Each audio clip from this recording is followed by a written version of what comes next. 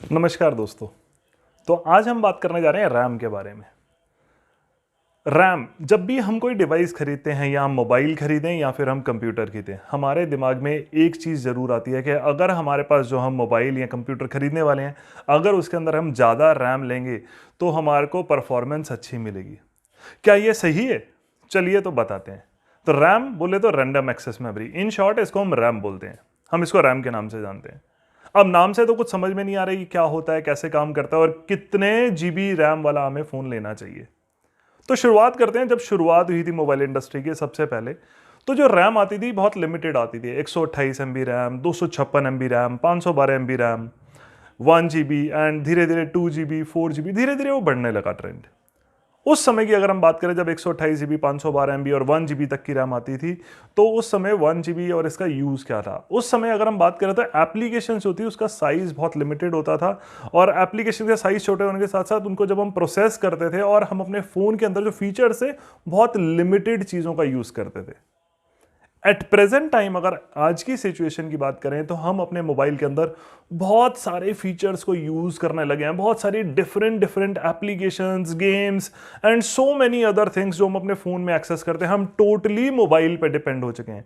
चाहे हमें food order करना है, चाहे मुझे एंटरटेनमेंट करना है, तो ऑनलाइन मूवीज देखनी है, तो different different so many applications in our phone जो पहले नहीं होती थी।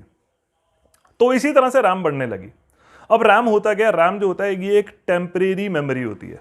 इस टेम्परेरी मेमोरी के अंदर जब भी हम किसी एप्लीकेशन को रन करते हैं तो रोम से रैम के अंदर वो एक तरह से वहां पे आती है रैम के अंदर और रैम में वो रन होती है। तो इस टेम्परेरी मेमोरी में वो रन होती है एप्लीकेशंस। आपकी एप्लीकेशंस आ गई, आपने एक एप्लीकेशन डाल दी। लेट से आपको अगर कोई गेम खेलनी है, पबजी, आपको नेटफ्लिक्स पे मूवी देखनी है, आपने एयरटेल बिल पे किया, आपने पेटीएम खोला, आपने so many different different applications खोली एंड खोलने के साथ साथ आप उन्हें छोड़ने लगे, मल्टीटास्किंग करने के लिए बहुत सारी एप्लीकेशंस खोलने थी।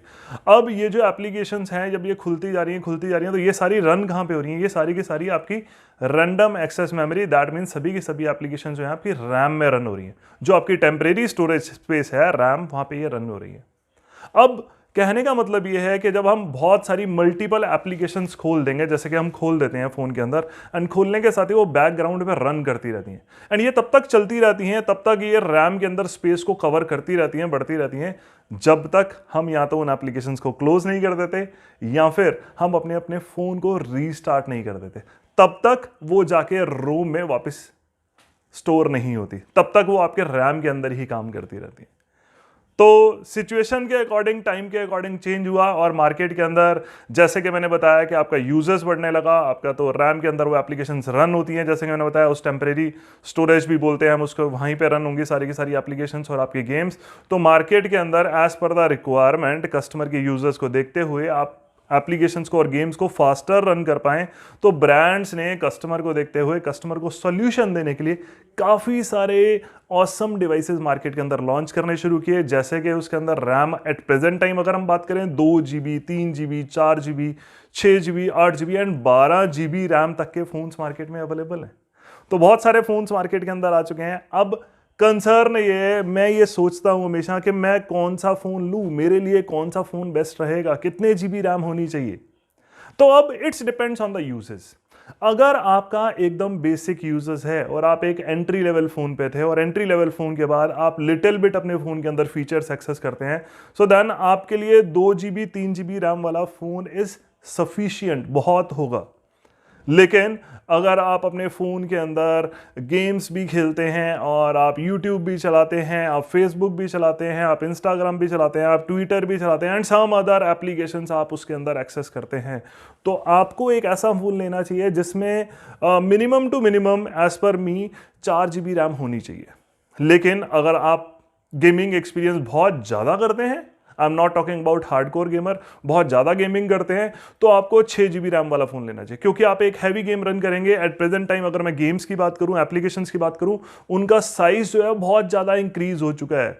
जो एप्लीकेशंस और गेम्स आती हैं वो आपकी आती हैं 100 MB के अंदर, 200 MB के अंदर, 500 MB के अंदर एंड 1 GB 2 GB तक की भी मार्केट के अंदर at present time games available हैं जो हम खेलते हैं, जैसे कि Call of Duty, PUBG, Fortnite, बहुत सारी ऐसी गेम्स हैं जो काफ़ी हैवी गेम्स हैं। उनको अगर आप मल्टीपल गेम्स को एक साथ इंस्टॉल कर देंगे तो वो सारे का सारा, जैसे कि मैंने बताया, टेम्परेरी स्टोरेज भी बोलते हैं रैम को, वहीं पर जाके वो रन होंगी। तो जब वहाँ पर जाके रन होंगी और आप मल्टीपल ऐप्स एक के बाद एक ऑन करके छोड़ते जा रहे हैं तो वो सारी की सारी वहाँ पर रन हो रही हैं। तो आप इमीडिएटली एक्सेस करने के लिए हम हर बार अपनी एप्लीकेशंस को क्लोज नहीं करते। तो जब हम क्लोज नहीं करते तो वो रन हो रही है बैकग्राउंड पे। तो अगर मुझे एक फास्टर परफॉर्मेंस चाहिए और मैं गेम्स बहुत ज़्यादा खेलता हूं तो 6 GB पे आपको जाना चाहिए। एंड अगर आप एक हार्डकोर गेमर हैं और आपका गेमिंग के अंदर बहुत ज़्यादा इंटरेस्ट है, आप फ्री टाइम के अंदर या फिर जब भी आपको टाइम मिलता है आप गेम्स एंड गेम्स पे फोकस करते हैं, देन आपको 8 GB वाला फ़ोन लेना चाहिए। तो इसीलिए मार्केट के अंदर जब ब्रांड्स, कंपनीज फोन्स निकालती हैं तो कंपनी जो है वहां पे डिफरेंट रैम्स के अंदर वेरिएंट्स निकालती है। वो क्यों? वो इसीलिए निकालती हैं कि आपके यूजर्स के अकॉर्डिंग आपके लिए कौन सा बेस्ट फोन है, आप वो फोन, बेस्ट फोन अपने यूजर्स के अकॉर्डिंग खरीद सकते हैं। तो रैम तो है ही एक इंपॉर्टेंट पार्ट। रैम के साथ साथ अगर हम बात करें कॉम्बिनेशन, जैसे कि मैंने बताया, अगर आप बहुत ही ज़्यादा हैवी यूज़र हैं तो आपको एक आपके फ़ोन के अंदर एक अच्छा प्रोसेसर होना चाहिए, एंड अच्छे प्रोसेसर के साथ साथ आपको अच्छी रैम होनी चाहिए। तो दोनों का कॉम्बिनेशन जब होगा तो आपको एक दी बेस्ट परफॉर्मेंस मिलेगी आपके डिवाइस के अंदर। तो इस तरह से आपको जो गेम्स के अंदर और एप्लीकेशंस के अंदर बेटर परफॉर्मेंस चाहिए तो रैम का जो मेन इंपॉर्टेंट रोल है, काफ़ी इंपॉर्टेंट रोल है। तो जब भी आप डिवाइस खरीदें, एंश्योर आप अपने यूजर्स के अकॉर्डिंग, आफ्टर दिस इंफॉर्मेशन, आप एक बेस्ट डिवाइस चूज कर सकते हैं कि आपके लिए कौन सा बेस्ट डिवाइस अवेलेबल है मार्केट में। Thank you for watching.